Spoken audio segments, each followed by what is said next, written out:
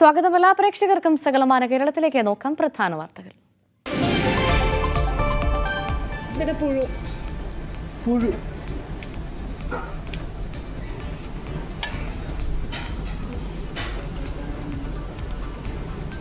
Thiruvananthapuram സാൽവ dine ഹോട്ടലിലെ സാലഡിൽ പുഴു. ബിരിയാണിക്കൊപ്പം വിളമ്പിയ സാലഡിൽ പുഴുവിനെ കണ്ടെത്തി.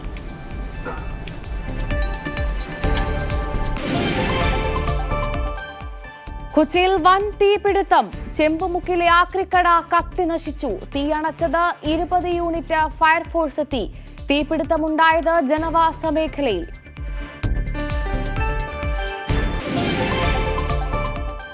എറണാകുളം ചാലക്കലിൽ കോളേജ് കെട്ടിടത്തിൽ നിന്ന് വീണ വിദ്യാർത്ഥിനി മരിച്ചു. മരിച്ചത് Sreenarayana institute of medical science വിദ്യാർത്ഥിനി ഫാത്തിമ ഷഹാന.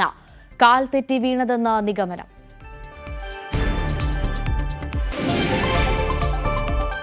കോഴിക്കോട് മാനസികാസ്വാസ്ഥ്യമുള്ള യുവാവിന് മർദ്ദനം. ആൾക്കൂട്ടം മർദ്ദിച്ചെന്നും പണം ചോദിച്ചെന്നും യുവാവ്. മർദ്ദന ദൃശ്യം പുറത്ത്.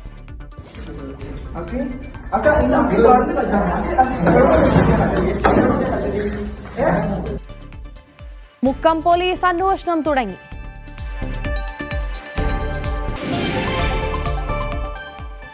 പത്തനാപുരത്ത് മുക്കുബണ്ടം പണയം വെച്ച് 1.5 കോടിയുടെ തട്ടിപ്പ്.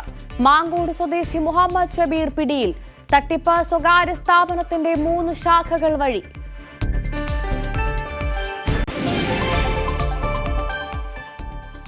മൂന്നാറിൽ മാലിന്യം വലിച്ചെറിഞ്ഞാൽ ഇനി പിടി വീഴും. നിരീക്ഷിക്കാൻ ത്രിമൈൻ ആർമി സംവിധാനം.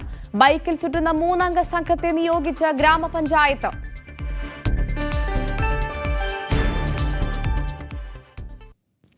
വിശദമായി നോക്കാം. എറണാകുളം ചാലക്കലിൽ കോളേജ് കെട്ടിടത്തിൽ നിന്ന് വീണ മെഡിക്കൽ വിദ്യാർത്ഥിനി മരിച്ചു.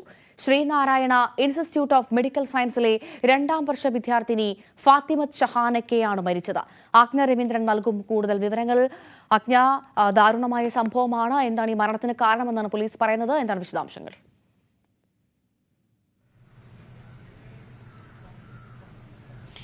ഭവ്യ, ഈ ലേഡീസ് ഹോസ്റ്റലിലെ 7ാമത്തെ നിലയിൽ നിന്ന് കാൽവഴുതിയാണ് വീണതെന്നാണ് പറയുന്നത്. അങ്ങനെയാണ്.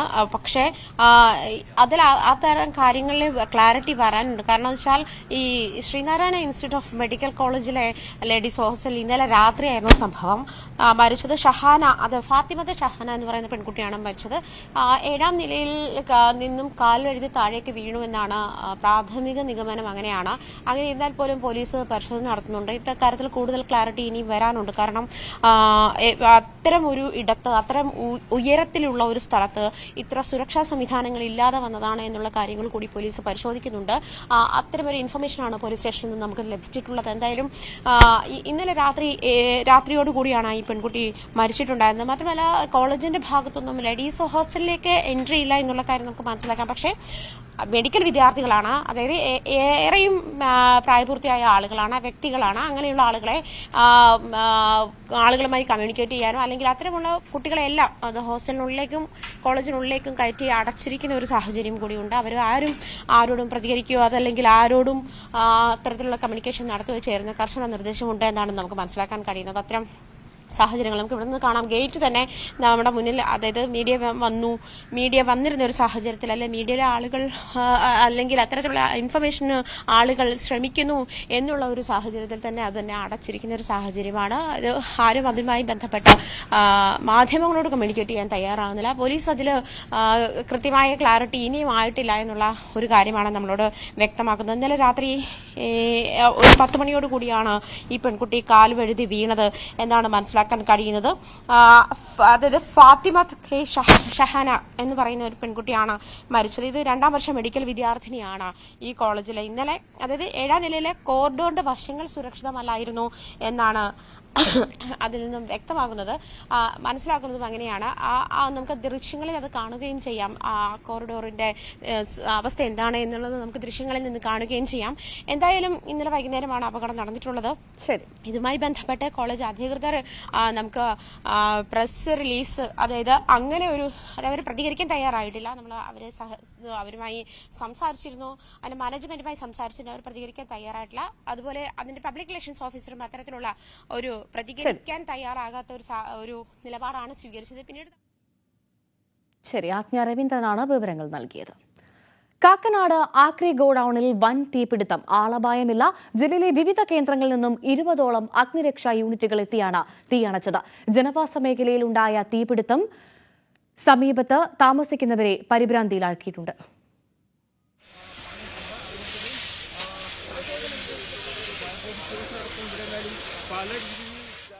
രാവിലെയാണ് തീപിടുത്തമുണ്ടായത്. തീ പടർന്നത് കണ്ട നാട്ടുകാരാണ് ഫയർഫോഴ്സിനെയും പോലീസിനെയും അറിയിക്കുന്നത്. തൃക്കാക്കരയിൽ നിന്ന് ഉടൻ തന്നെ ഫയർഫോഴ്സ് യൂണിറ്റുകൾ എത്തിയെങ്കിലും നിയന്ത്രണ വിധേയമാക്കാനായില്ല. തുടർന്ന് സമീപ മേഖലകളിൽ നിന്നായി 15ഓളം അഗ്നിരക്ഷാ യൂണിറ്റുകൾ ഇവിടേക്ക് എത്തി. വലിയ സംഭരണശാലയായിട്ടാണ് ഏരിയ നോക്കിയിട്ട് കാണുന്നത്. ഏതായാലും പുറത്തേക്ക് തീ വ്യാപിക്കാനുള്ള യാതൊരു സാധ്യതയില്ല. ചുറ്റും ഷീറ്റ് വെച്ച് മറച്ചിട്ടുണ്ട്. മറ്റ് ദുരന്ത സാധ്യത ഒന്നുമില്ല. തീ പൂർണ്ണമായിട്ടും അടക്കുന്നതിന് വേണ്ടി JCB വന്ന് ഇത് നമുക്ക് മാറ്റേണ്ടതുണ്ട്. കുറേശ്ശെ ഭാഗങ്ങൾ മാറ്റി പൂർണ്ണമായിട്ടും തീ അണയ്ക്കും. കഴിഞ്ഞ കുറെ നാളുകളായി കാക്കനാട് കെന്നഡി മുക്കിൽ പ്രവർത്തിച്ചിരുന്ന ആക്രി ഗോഡൌണിലാണ് തീപിടുത്തമുണ്ടായത്. ജനവാസ മേഖലയിലായതിനാൽ തീ കണ്ടതോടെ ആളുകൾ പരിഭ്രാന്തരായി. ഞങ്ങൾ 1 മണിക്കൂർ മുമ്പ് തീ കണ്ട് പരിഭ്രാന്തി ആയതാണ്. അതിന്റെ അടിസ്ഥാനത്തിൽ വന്നതാണ്. ഇതറിയില്ല, ദൈവത്തിനറിയാം. ബാക്കി നമുക്കൊന്നും അറിയാൻ പറ്റില്ല. വരുംവരായികള് നമുക്കറിയില്ല, കണ്ടറിയണം. സ്ഥാപനത്തിന് പ്രവർത്തന ലൈസൻസ് ഉണ്ടെന്നാണ് ഉടമ പറയുന്നത്. അതേസമയം സ്ഥാപനത്തിന്റെ ലൈസൻസ് റദ്ദാക്കുമെന്നും നഗരസഭാ പരിധിയിൽ പ്രവർത്തിക്കുന്ന ആക്രി ഗോഡൌണിൽ സുരക്ഷാ പരിശോധന നടത്തുമെന്നും തൃക്കാക്കര നഗരസഭാ ചെയർപേഴ്സൺ കെ രാധാമണിപിള്ള പറഞ്ഞു. ഇപ്പോൾ ലൈസൻസ് ഉണ്ടോ എന്ന് നമുക്കറിയില്ല. ലൈസൻസ് ഉണ്ടെങ്കിലും ഇല്ലെങ്കിലും ജനവാസ കേന്ദ്രമാണ്. ഇങ്ങനൊരു കേന്ദ്രത്തിൽ പൊല്യൂഷന്റെ ഫയർ ആൻഡ് സേഫ്റ്റിയുടെ ഒക്കെ പേപ്പറില്ലാതെ നടത്തുന്നുണ്ടെങ്കിൽ അത് നിയമപരമായും തെറ്റാണ്. നമുക്ക് പിന്നെ ഇതിനെപ്പറ്റിയൊന്നും പരാതി ലഭിച്ചിട്ടില്ല. പരാതി ലഭിച്ചിട്ടുണ്ടെങ്കിലും ഇല്ലെങ്കിലും ഇനി നാളെ മുതൽ ബാക്കി എവിടെയൊക്കെ ഗോഡൌൺ ഉണ്ട് അത് അന്വേഷിച്ച് ലൈസൻസ് എടുപ്പിക്കുകയോ വേണ്ട നടപടി സ്വീകരിക്കുകയോ ചെയ്യും. നമ്മൾ ഇതിനുണ്ടോയെന്ന് എനിക്കറിയില്ല. ഇതിൻ്റെ കാര്യം ഉണ്ടെന്നിപ്പോൾ അവർ പറയണം, പക്ഷേ ഉള്ളതായിട്ട് എനിക്ക് തോന്നുന്നില്ല. സമീപത്തെ മതിലുകൾ പൊളിച്ച് JCB അകത്ത് കയറ്റി മാലിന്യങ്ങൾ ഉഴുതുമറിച്ച് വെള്ളമൊഴിച്ചാണ് തീ നിയന്ത്രണ വിധേയമാക്കിയത്. കൊച്ചിയിൽ 1 മാസത്തിനിടെ ആക്രി ഗോഡൌണുകളിൽ മാത്രമായി ഉണ്ടാകുന്ന 2ാമത്തെ വലിയ തീപിടുത്തമാണിത്. ഈ രീതിയിൽ പ്രവർത്തിക്കുന്ന സ്ഥാപനങ്ങൾക്ക് ലൈസൻസ് ഉണ്ടോ എന്നതും സുരക്ഷാ ഓഡിറ്റിംഗ് നടത്തേണ്ടതുമെല്ലാം അതാത് തദ്ദേശ വകുപ്പുകളുടെ ഉത്തരവാദിത്തമാണ്. ഇനിയെങ്കിലും അവരതിന് തയ്യാറായില്ലെങ്കിൽ ഇത്തരം തീപിടുത്തങ്ങൾ ആവർത്തിച്ചുകൊണ്ടേയിരിക്കും. കാക്കനാട് നിന്ന് ക്യാമറമാൻ ശ്യാംലാലിനൊപ്പം ഡാനി പോൾ, ന്യൂസ് 18. കോഴിക്കോട് മാനസികാസ്വാസ്ഥ്യമുള്ള യുവാവിന് നേരെ ആൾക്കൂട്ടാക്രമണം. മർദ്ദിച്ചവർ പണം ആവശ്യപ്പെട്ടെന്നും യുവാവ് പരാതിപ്പെടുന്നു. മർദ്ദിക്കുന്ന ദൃശ്യങ്ങളും സംഘം പകർത്തിയിട്ടുണ്ട്. 4 ദിവസം മുമ്പാണ് സംഭവം. മാനസികാസ്വാസ്ഥ്യമുള്ള യുവാവിനെയാണ് ഒരു കൂട്ടം ക്രൂരമായി മർദ്ദിച്ചത്. ആക്രമികളിൽ ഒരാളോട് മോശമായി പെരുമാറിയെന്നാരോപിച്ചായിരുന്നു മർദ്ദനം. മർദ്ദിക്കുന്ന ദൃശ്യം അക്രമികൾ തന്നെ പകർത്തി. വീഡിയോ പുറത്തുവിടാതിരിക്കാൻ പണം ആവശ്യപ്പെട്ടതായും മർദ്ദനമേറ്റ യുവാവ് ഓലെന്നെ റെക്കോർഡ് ചെയ്തിട്ട് എന്നോട് പറഞ്ഞ് 18 റുപ്യ വേണമെന്നാ പറഞ്ഞത്. 18,000 റുപ്യ വേണം, ഇന്ന് തന്നില്ലെങ്കിൽ അടുത്ത മാസം കഴിഞ്ഞ് തരണം എന്ന് എന്നോട് പറഞ്ഞേന്. ഇന്നെ നാറ്റിക്കുന്ന് പറഞ്ഞേന്. ഈ വീഡിയോ ഞാൻ പുറത്തേക്ക് വിടും അങ്ങനെയൊക്കെ പറഞ്ഞു. ആശുപത്രിക്ക് അടുത്തുള്ള ഒഴിഞ്ഞ കെട്ടിടത്തിലെത്തിച്ചായിരുന്നു മർദ്ദനം. കൂലിപ്പണിക്കാരനാണ് മർദ്ദനമേറ്റ യുവാവ്. സംഭവത്തിൽ മുക്കം പോലീസ് അന്വേഷണം തുടങ്ങി. ന്യൂസ് 18 മുക്കം.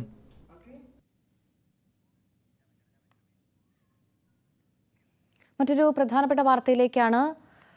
തിരുവനന്തപുരം സാൽവ ഡൈൻ ഹോട്ടലിൽ വിളമ്പിയ സാലഡിൽ പുഴുവിനെ കണ്ടെത്തി. ബിരിയാണിക്കൊപ്പം നൽകിയ സാലഡിലാണ് പുഴുവിനെ കണ്ടെത്തിയത്.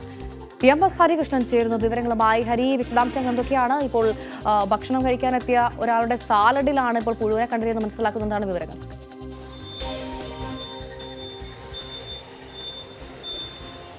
ഭവ്യ, ഇതിലെ ഏറ്റവും പ്രധാനപ്പെട്ട കാര്യം നമ്മൾ കഴിക്കാൻ വെച്ചിരുന്ന ഭക്ഷണത്തിലാണ് ഈ പുഴുവിനെ കണ്ടെത്തിയതെന്നുള്ളതാണ്. നമ്മൾ കലോത്സവം റിപ്പോർട്ട് ചെയ്യുന്നതിനിടയിൽ നമ്മൾ ഈ ഹോട്ടലിലേക്ക് തന്നെ വരികയും അതിൽ നമ്മൾ നേർസാക്ഷികളാവുകയാണ് ചെയ്തത്. നമ്മൾ ഓർഡർ ചെയ്തിരുന്ന 2 ബിരിയാണിയിലെ സാലഡിലാണ് പുഴു കണ്ടെത്തിയത്. അതിൽ ഏറ്റവും പ്രധാനപ്പെട്ട നമ്മൾ ആദ്യ സ്പൂണിൽ ഇത് വിളമ്പിയപ്പോൾ തന്നെയാണ് ഇവിടെ നിന്നും ഈ പുഴുവിനെ കണ്ടെത്തിയത്. അത് ഉടനെ അതിൻ്റെ ഹോട്ടലിലെ ആളുകൾ വിളിച്ച് പറയുകയും ചെയ്തു. നമ്മൾ അതിനുശേഷം അവർ അത് മാറ്റി തരാമെന്ന് പറയുകയും ചെയ്തു. മാത്രമല്ല ബില്ല് ആവശ്യമില്ല എന്ന് പറയുകയും ഇത് ഒത്തുതീർപ്പാക്കണം, ഇത് ഒരു തരത്തിൽ തരത്തിലും വാർത്തയായി പോകരുതെന്നാണ് ഇവർ ആവശ്യപ്പെട്ടിരുന്നത്. പക്ഷെ നമുക്ക് കാണാൻ കഴിയും, ദൃശ്യങ്ങൾ ഉള്ളതുപോലെ ഞെട്ടിപ്പിക്കുന്നതാണ്. ജീവനോടെ ഉള്ള ഒരു പുഴുവാണ്. ആദ്യം വിളമ്പുമ്പോൾ തന്നെ ആ പ്ലേറ്റിലേക്ക് മാറ്റുമ്പോൾ തന്നെ ഈ പുഴു ഇഴഞ്ഞു പോവുകയും ഷംന ഞെട്ടുകയാണ് ചെയ്തത്. അതിനുശേഷമാണ് ഈ ഹോട്ടലുള്ളവരെ ഇത് അറിയിച്ചത്. അതിനുശേഷമാണ് പിന്നാലെ വന്നത്. ഇത് ആദ്യമായിട്ടല്ല ഈ ഹോട്ടലിനെതിരെ ഇതുപോലെ പ്രശ്നങ്ങൾ ഉണ്ടാവുന്നത്. സംസ്ഥാനത്ത് തന്നെ ആദ്യമായി ഷവർമ മരണം സംഭവിക്കുന്നത് ഇതേ വഴുതക്കാടുള്ള സാൽവാഡൈൻ റെസ്റ്റോറൻറ്റിലാണ്. അതിന് പിന്നാലെയുള്ള കേസുകളും കാര്യങ്ങളൊക്കെ ഉണ്ടായിരുന്നു. മാത്രമല്ല, നമ്മൾ ഈ ഹോട്ടൽ അധികൃതരോട് ഇതിനുമായി ബന്ധപ്പെട്ട് സംസാരിച്ചപ്പോൾ ഇവർ പറഞ്ഞത് ഇവരുടെ പേരിൽ ഇങ്ങനെ സംഭവിച്ചിട്ടേ ഇല്ല, ഇത് ആദ്യമായിട്ടാണ് ഇവരുടെ ഹോട്ടൽ കരിയറിൽ തന്നെ ഇങ്ങനൊരു സംഭവം ഉണ്ടാകുന്നത് എന്നുള്ളതാണ്. പക്ഷേ കൃത്യമായി തന്നെ എടുത്തു പറയേണ്ടത്, നമ്മൾ ഇതുമായി സംസാരിച്ചപ്പോൾ ഇത് ഒരു തരത്തിലും വാർത്തയാക്കരുത് എന്നുള്ളൊരു ആവശ്യം അവർ മുന്നോട്ട് വെക്കുകയും ചെയ്തിരുന്നു എന്നുള്ളതാണ്. അപ്പോൾ അതുകൊണ്ട് ഇപ്പോൾ ഏകദേശം ഉച്ചയോടുകൂടിയാണ് സംഭവം നടന്നത്. 12:30 ഈ സംഭവം നടക്കുന്നത്. 12:30 നമ്മൾ ഈ ഹോട്ടലിൽ എത്തുന്നതും അതിനുശേഷം ബിരിയാണി ഓർഡർ ചെയ്യുകയും ചെയ്തത്. അവിടെയാണ് ബിരിയാണി സാലഡിൽ ഈ പുഴുവിനെ കണ്ടെത്തുകയും ചെയ്തത്. ഏറ്റവും പ്രധാനപ്പെട്ടത് ആ ദൃശ്യങ്ങളിൽ കാണുമ്പോൾ തന്നെ നമുക്ക് മനസ്സിലാവും, അത്രയും ആ പുഴു ജീവനോടെ ഇഴഞ്ഞു പോകുന്ന ദൃശ്യങ്ങളാണ് കാണുന്നത്. അത് ചത്ത പുഴു, ചത്ത പല്ലി എന്നൊക്കെ നമ്മൾ കേട്ടിട്ടുണ്ട്. ഇത് ജീവനോടെ ആ പുഴുവിനെ ഈ സാലഡിൽ കാണുകയാണ് ഉണ്ടായിട്ടുള്ളത്. അപ്പോൾ അത്രയും ഭീകരമായിട്ടായിരുന്നു ഇതിന്റെ ദൃശ്യങ്ങൾ. അതിനുശേഷം ഇത് വാർത്ത കൊടുക്കരുത്, കാരണം നമ്മുടെ 3 പേരുടെയും കഴുത്തിൽ ഈ നമ്മുടെ ന്യൂസ് 18 ടാഗ് ഉണ്ടായിരുന്നു. അതിനുശേഷം നമ്മൾ മാധ്യമ പ്രവർത്തകരാണെന്ന് അവർക്ക് മനസ്സിലായി. അതുകൊണ്ട് തന്നെ വാർത്ത മുന്നോട്ട് പോകരുത്, പുറത്ത് പോകരുത് എന്നുള്ള ഒരു ആവശ്യം മുന്നോട്ട് വെക്കുകയും ചെയ്തിരുന്നു. അത് ഒക്കെ മാറ്റിക്കൊണ്ടാണ് നമ്മൾ റിപ്പോർട്ട് ചെയ്തത്. അപ്പോൾ എന്തായാലും ഇത് ആദ്യമായിട്ടല്ല ഈ സംഭവം നടക്കുന്നതിന് മുന്നും അതിനുശേഷം ചില്ലി ചിക്കനിൽ മായം ചേർത്ത കേസിലും ഇവർക്കെതിരെ കേസ് ഉണ്ടായിരുന്നതാണ്. പ്രധാനമായും ഇവരുടെ കാസർഗോഡ് ആണ് ഇതിന്റെ ഉടമയുള്ളത്.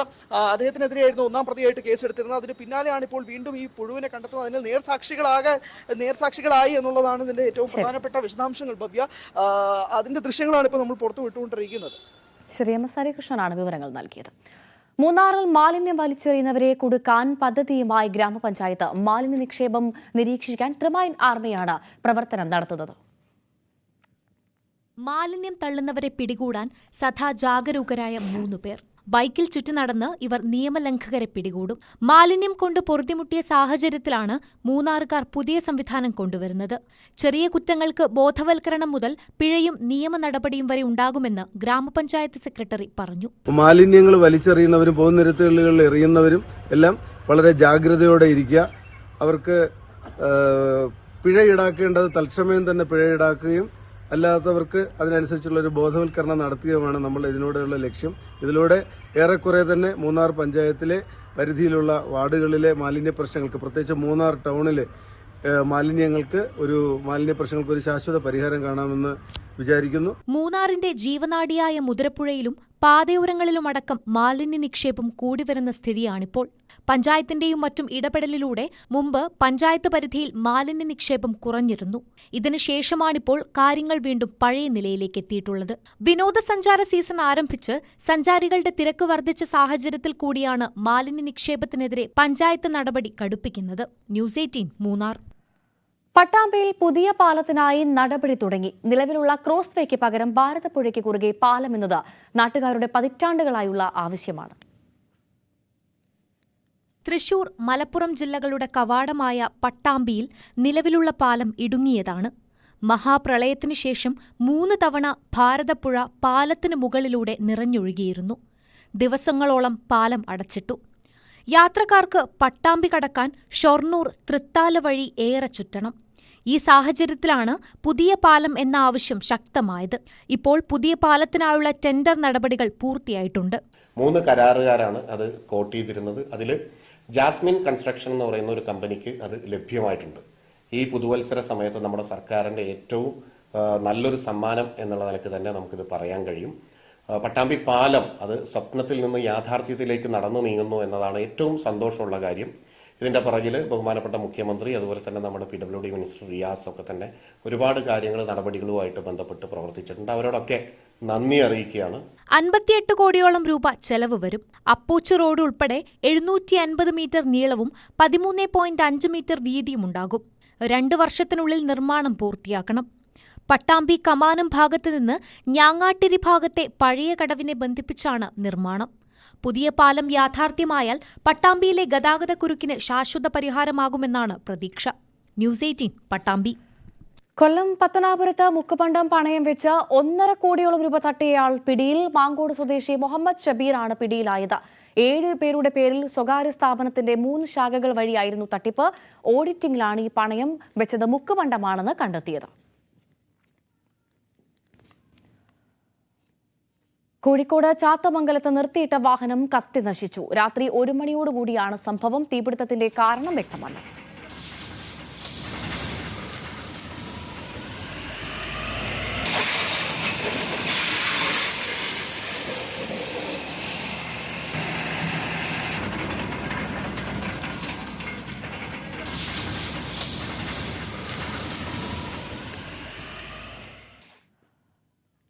കൊല്ലം ചടയമംഗലത്ത് കാറും ടൂറിസ്റ്റ് ബസും കൂട്ടിയിടിച്ച് 2 മരണം. കാറിൽ യാത്ര ചെയ്തിരുന്ന 2 പേർ സംഭവസ്ഥലത്ത് വെച്ച് മരിച്ചു.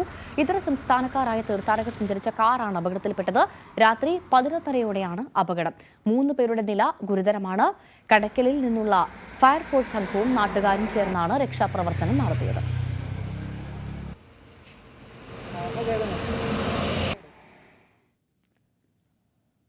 തൊഴിലുറപ്പ് ജോലിക്കിടെ ഒരു കൂട്ടം സ്ത്രീകൾ ചെയ്ത വീഡിയോ ഇപ്പോൾ സമൂഹമാധ്യമങ്ങളിൽ വൈറലാണ്. പത്തനംതിട്ട പള്ളിക്കൽ സ്വദേശികളാണ് വീഡിയോയ്ക്ക് പിന്നിൽ.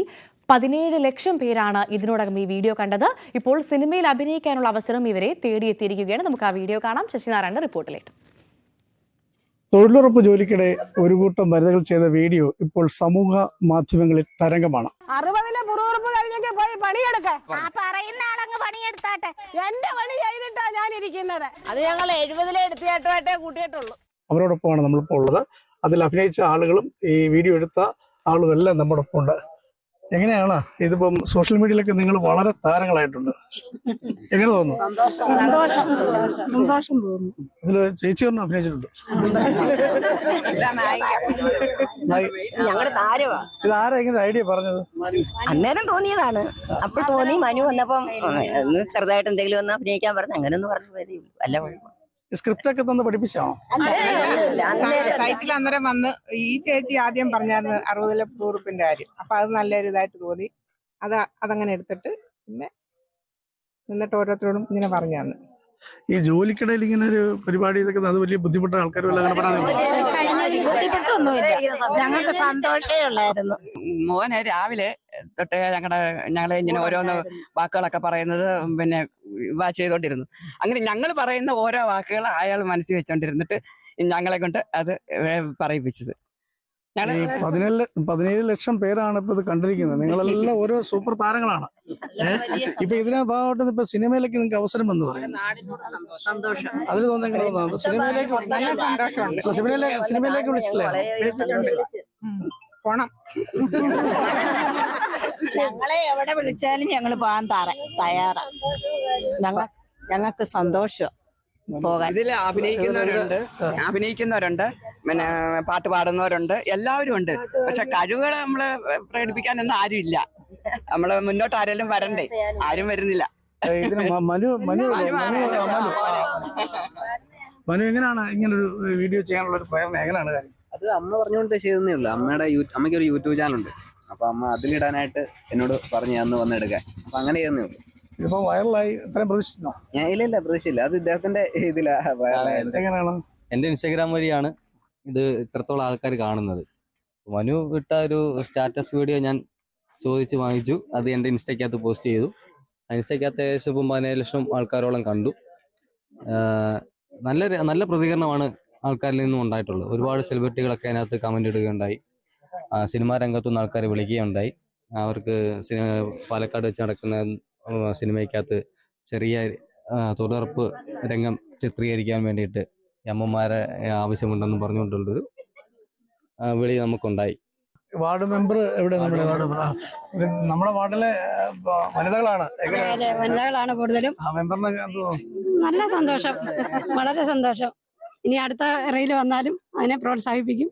ഇനിയും വരട്ടെ എന്നുള്ളതേ ഉള്ളൂ. പറന്നു പറന്നു പറന്നു ചെല്ലാൻ പറ്റാത്ത കാടുകളിൽ കൂടൊന്നു കൂട്ടി ഞാനൊരു പൂമരക്കൊമ്പിൽ കിളികളങ്ങനെ രാക്കിളികൾ കുലുകുലങ്ങനെ കാട്ടുപൂക്കൾ കിലുകിലങ്ങനെ രാക്കിളികൾ കുലുകുലങ്ങനെ കാട്ടുപൂക്കൾ ചിരിയൊതുക്കിയ കാലം. എന്തായാലും വലിയ സന്തോഷത്തിലാണ് എല്ലാവരും. സിനിമയിലുള്ള അവസരം കൂടി അവർക്ക് ലഭിച്ചിരിക്കുന്നു. അടൂരിൽ നിന്നും ശശി നാരായണ, ന്യൂസ് 18. സ്വർണം വെള്ളി നിരക്കുകൾ കൂടി നോക്കാം. കവിത ഗോൾഡ് ആൻഡ് ഡയമണ്ട്സ് ഇന്നത്തെ സ്വർണം വെള്ളി നിരക്കുകൾ നിങ്ങൾക്കായി സമർപ്പിക്കുന്നത് Kavitha gold and diamonds. Choose your special.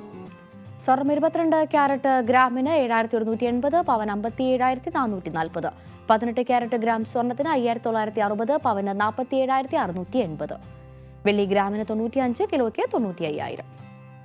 Kavitha gold and diamonds ഇന്നത്തെ സ്വർണം വെള്ളി നിരക്കുകൾ നിങ്ങൾക്കായി സമർപ്പിക്കുന്നത് Kavitha gold and diamonds. Choose your special. ഇനി ഇടവേളയ്ക്ക് ശേഷം ന്യൂസ് അപ്ഡേറ്റ്സിൽ രഞ്ജിത്ത് രാമചന്ദ്രൻ എത്തും. നമസ്കാരം.